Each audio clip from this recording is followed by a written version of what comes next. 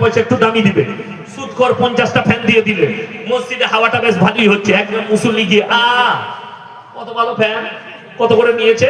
বলে 5000 করে। কিসে? ওরিয়ন কোম্পানি, বিদেশি কোম্পানির মাল। বলে দিয়েছে কে? সুদখোর। কত হাওয়া খাবি, কত নামাজ পড়বি পর।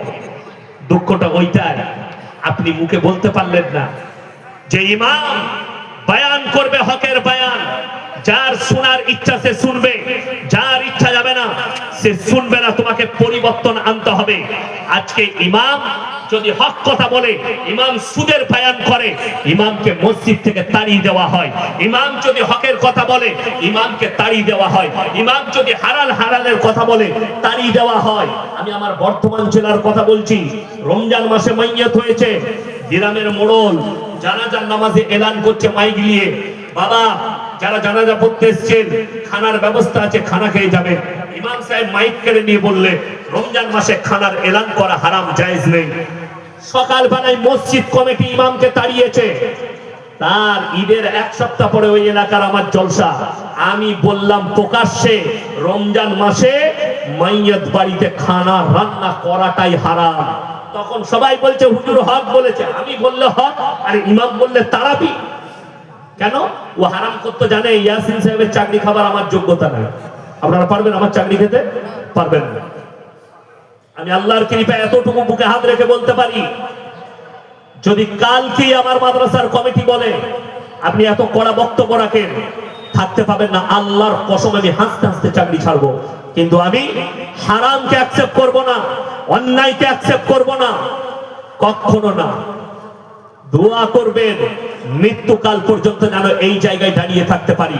তাতে তুমি আমাকে চপ্পল ছুঁড়তে পারো, আমার গাড়ি ভাঙচুর করতে পারো, আমার কলার ধরতে পারো, আল্লাহর কসম করে বলছি তুমি হক আমার মুখ থেকে বন্ধ করতে পারবে না।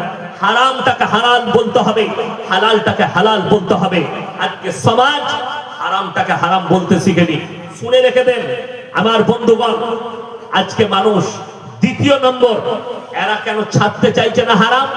এরা জানে আমি যতই পাপ করি, সারা জিন্দেগি সুদ খাচ্ছি, কিন্তু মরে যাওয়ার পরে আমার সমাজের লোক আমার জন্য মিলাদ পড়াবে, আমি ঠিক জান্নাতে যাব। মিলাদ হয় না? হয় না? হয়। আমি এখানে চ্যালেঞ্জ ছুড়ে গেলাম নদিয়ায়, কোন বাপের বেটা মৌলবি যদি থাকে স্টেজে আসুন, যে মানুষ মরে গেলে 40 দিনে মিলাদ দিতে হবে, এর প্রমাণ যদি হাদিস কোরআন থেকে কেউ দেয়, আমি আর সমাজের বুকে কথা রাখবো না। যদি বলেন আমার বাপ মরে গেছে, আমার বাপ নেকি কি করে পাবে, আমি বলে যাচ্ছি, যদি বাপ মাকে কিয়ামত পর্যন্ত নেকি তোমার বাপ মায়ের কবরে পেতে চাও, যে আমার বাপ মা কিয়ামত পর্যন্ত নেকি পা, মিলাদে বিরিয়ানি করে, গরু জবাই করে, খানা না করে ওই টাকাটা মসজিদে দাও সাদকায়ে জারিয়া, মাদ্রাসার বিল্ডিং এ দাও সাদকায়ে জারিয়া। আল্লাহর কসম হাদিসে আছে কিয়ামতের সকাল পর্যন্ত নেকি পেতে থাকবে। জোরে একবার বলুন সুবহানাল্লাহ। বড় কষ্ট লাগে। আমাকে দাওয়াত দিয়েছেন, আমি হুজুর, বর্ধমানে বাড়ি, ইয়াসিন ভাই ভালো বক্তা, আমার বাপ মরে গেছে, কি করে? চিরজীবন সুদ খেয়ে মারা গেছে। আমি তো আর জানি না, আমাকে দাওয়াত দিয়েছে, হুজুর কি খাবেন? বাবা দেশি মুরগি করবে। আপনি দেশি মুরগি আর পরোটার পুলাও। আমি এসি মাগরিবে নামাজ পড়ে আমি আগে খেয়ে নিই, তারপরে মিলাদ হবে। খেয়ে নিলাম, নাস্তা ফাস্তা খেয়ে তারপরে মিলাদ শুরু করলাম। এরপরে দোয়া দেখে যাও, আল্লাহ তুমি জান্নাতুল ফিরদাউস দান করো,